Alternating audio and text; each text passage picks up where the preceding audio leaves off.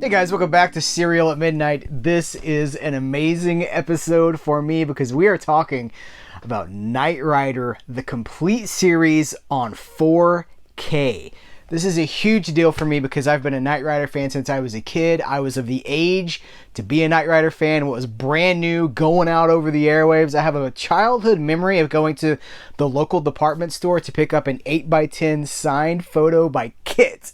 I don't know how Kit signed the photo, but as a kid, I didn't care, and I held on to that thing for years. 4K for Knight Rider. So, listen, this is already kind of a rarity because we don't get a whole lot of TV shows on 4K, and when we do, I'm thinking of Game of Thrones, really big TV shows will sometimes get a 4K. This is just pure 80s nostalgia right here. So this feels like something of a test to see how well it does, how well it sells, and that will be a harbinger of what we get in the future. So I'm going to give you my full review. I've spent time with this set. We got a brand new 1 hour and 1 minute retrospective on the series with new interviews and all kinds of stuff. So we're going to break it all down in just a second. But let's first of all focus on the packaging here. So it's a 4-season show. You see we have 4 individual cases here. Now this is a series I have loved because I told you what a fan I am. So I have the original DVDs from, when were they? I'm going to say these were early 2000s. I'm looking for a date on these. Yes, I could have done that before we hit record. 2013, that's a lot later than I thought. Now, these were repackages, right? Because I think they originally came in like a box. You know what I mean? Like a cardboard box. So I have the original DVDs. I also have the Mill Creek Blu-ray. And so we can do some side-by-side comparison here as far as packaging. So, Season 1, this is Season 1 of the 4Ks, the box, and this is Season 1 of the DVDs. So you can see they are really keeping a consistent theming over the years. Season 2 on 4K, and here's Season 2, the DVDs. Same key art. I love that they've kept the same key art going back years. Okay, so you get the idea, right? So here's Season 1. These do have bonus features. Look, we've got the pilot episode with the commentary with David Hasselhoff and writer-creator Glenn Larson. We've got Night Moves, Night Sounds, Knight Rider Under the Hood. All that's carried over from the DVD era. If you're wondering how these break down as far as disc episode distribution, so the first disc has 4 episodes, but the first one is the pilot, double length. That's presented as like one continuous TV movie. No, it's not 2 episodes. It's the 2-parter together. Like the 1 hour and what is it, like 40 minutes or something like that. But we're really dealing with about 5 episodes per Blu-ray, per 4K disc, and it looks good. I'm going to talk to you about the video quality in just a second, but that's Season 1. Season 2 does not have any features no bonus features. Season 3 has the great 80s TV flashback. This was something that's I'm not sure exactly when it originated, but it was looking back at the 80s, and a lot of 80s TV series that were part of the Universal umbrella got that little feature. And then Season 4 has a ton of stuff on it. So Season 4, well, I won't say a ton, but it's got the Knight Rider 2000 movie, which is presented as a bonus feature. Now, this is not in 4K, just to be clear. That's a bonus feature on the second to last 4K disc. I don't even think they show it on the disc. No, it's not on the disc art, but it is a bonus feature on disc. What is this? Disc 5. And it's in standard definition. Knight Rider 2000. That was the reunion movie where David Hasselhoff comes back. I guess he was a Baywatch star at that point, right?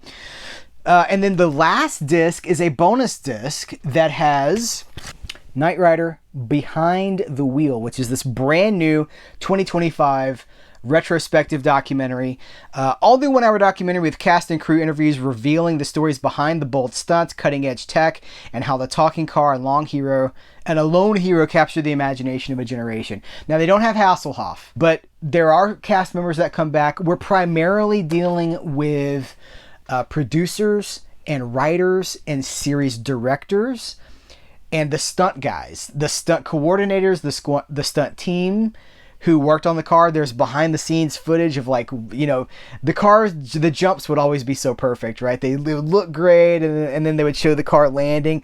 We get to see, like, you know, like T-boning right into the middle of the pavement, ruining the car. They talk about how I think they had 17 cars that they rotated, and they'd send them out to get fixed, and then they come back and put them into production. We've never had that for Knight Rider. We've never had a retrospective to that degree, looking back at Knight Rider, really celebrating it and championing it. And it does have Nick Nugent, the author of the Knight Rider Companion, who has been here on Serial at Midnight. And he thanked me in the Knight Rider Companion book that he wrote, the latest edition of that book. So he's in the documentary. There's a few fans in there. It's really well done. It's really informative. It's not a puff piece. It's nice. So if this was all it was, if it was just a, you know, sort of a reissue with all of these goodies, I would be happy with that. But it's also on 4K, which is a huge deal because, like I said, TV on Blu-ray, you know, most people stream TV shows. The fact that we're getting this is such a big deal to me. And I wanted to see what the show would look like in 4K. For example, can you guys see? It's a Murder, She Wrote just came out on Blu-ray. Now, those are 4K restorations, but they're on Blu-ray. So I am so grateful that Knight Rider got the full 4K treatment. And I want to tell you how it looks, because this is the thing that a lot of people are going to be tuning in for. It's like, well, how does it look? So if you're a 4K fan who comes from the film era, the era of things shot on film, then I think you're going to be happy. I should say, so it's a noticeable upgrade. And I can't really, you know, I'd love to show you before and after photos, but I learned long ago that you can't really do 4K screenshot comparisons on YouTube because of the compression, and you can't trust it, and it doesn't tell the story. You got to see these in motion. It is a nice upgrade. It makes it look more filmic. It's shot on 35mm film. Now it looks like 35mm film. It always looked good, but when I watched the documentary, the footage, it's because it's on a Blu-ray. That's not a 4K. That's the only disc here that's a Blu-ray. And so the footage is HD, not Ultra HD. And you can tell, like, oh, it looks so much better on 4K. But here's what I want to say. We know this from talking to the people that do this now. Grain management, you know, one of the ways that people can make 4K transfers is you strip all of the grain out of it, and then later you put a little fine grain back in. But that's artificial grain. That's not the original grain. That's post restoration grain to give the illusion of celluloid. That's not what they did here. This is just straight up 4K scans of that original film, and there's grain everywhere. And for me, I mean, I want to put grain on toast. Butter that, toast it. I love film grain because that's what I grew up with. That's where I come from. I'm of the era, you know, they didn't convert to digital projection in theaters until I was in college. So my entire earlier years as a film fan and on television, it was all film. So I love film grain and I love seeing it. And now it's like fine grain just moving everywhere, and it depends on the shot, but you know, it's active and it looks great. This is a great 4K transfer, and again, it's got HDR.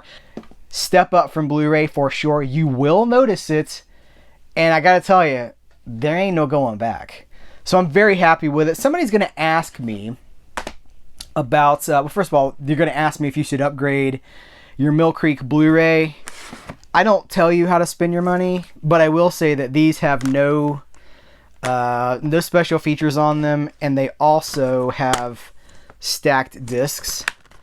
And this is going right now it's on Amazon right now, link in the description of this episode, $116 for 4 seasons on 4K. I think it's 90 episodes, so say like 90 hours of 4K for $116. That's crazy talk. That's really affordable for a complete series. So I think it's worth an upgrade. Again, I don't spend your money, you spend your money, but if you want my opinion, oh yeah. Somebody's going to ask me if there's been music, what the music replacement situation is with this, because with TV shows, obviously, music clearances continue to be a huge problem. in terms of the shows that went out on the air would have music in them that usually cannot be cleared later, because like Van Halen wants $2 million for his song in the that's a hypothetical. I'm not Van Halen, don't come at me. I'm just using you as an example. But that's the kind of thing that happens. So I did a little research here, and I can tell you that there are only six instances of music replacement on the 4K, and I can tell you exactly what they were. So in season 1, on the episode A Good Day at White Rock, the Jimmy Buffett song Our Day Will Come, that's been replaced. Also season 1, the episode Give Me Liberty originally had John Mellencamp's Hurt So Good in it. Now that's been replaced. Season 2, there were 2 songs in one episode. The episode White Line Warriors had Little Red Corvette by Prince. That's been replaced. And John Mellencamp's Crumbling Down. You see a theme here? The theme continues. Season 3, Dead of Night with a K. Prince, When Doves Cry was in the episode, and that's gone. Replaced. And then season 3, also Night of the Drones, Little Red Corvette by Prince. So Prince and John Mellencamp, really, and Jimmy Buffett. Those 3 artists, their songs were not cleared. Now, you're going to say, well, how come Take It Easy in the pilot episode, Night of the Phoenix, doesn't sound like the Eagles?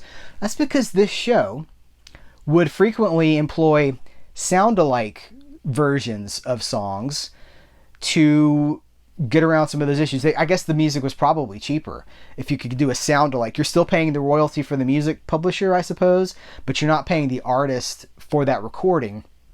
So we have Take It Easy, we have Peaceful Easy Feeling in the pilot, but it's a sound-alike version. And that, as far as I know, is how that episode went out on the air in 1982. So listen, there are multiple examples of that. So if you hear a song and you're like, well, this doesn't sound like the original, well, that's probably how it went out over the airwaves 43 years ago. Hopefully that's of use. That information is of use. Listen, Knight Rider on 4K is already one of my favorite things of 2025. I have nothing but praise for it. I have no criticisms. I mean, it's a series that I love. It's got 4K, full 4K restorations, native 4K transfers, sourced from 35mm film. We've got every existing bonus feature, the commentary with David Hasselhoff and the show creator. We've got a brand new 1-hour documentary. What is there to complain about? I mean, this is best case scenario. They're in individual cases, so they're not doing any of that stacked on top of each other stuff. Every disc is, I'll show you again, every single disc is on its own tray and hub right here. So there's nothing stacked. Best case scenario. Between this and Murder, She Wrote, Universal is like, hey, let me show you how it's done. This is how you do collector stuff. They're not doing any weird packaging. Nothing here is like, well, it's a cardboard accordion that you have to fold out. And the discs rise up and the song plays in the sun. If you hold it up to the sun at a certain time of the day, you get the episode guide. None of that. It's just straightforward. This is what we want. I've heard from you guys. I know this is what we want. So again, links to purchase this are in the description of this episode. That is a Cereal at Midnight affiliate link. So you are supporting Cereal at Midnight with a small bit of commission off of your sale. For that matter, anything you buy through that link also supports this channel. So thank you for using that.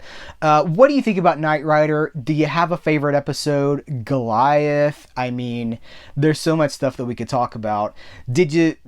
As the series evolves over time and they keep like juicing up Kit, Night Industries 2000, what do you think about some of that stuff? I mean, it's to show that just like every season topped itself in an era when every show was topping itself. Airwolf and oh man, you just like a Street Hawk. Does anybody remember Street Hawk with the motorcycle? This was such a great time to be a kid. It was amazing. I would ride my bike and I would go turbo boost and then I would just pedal really fast. Guys, thank you. I appreciate you. Universal, well done. Thank you guys. Take care. Till next time, I will catch you later.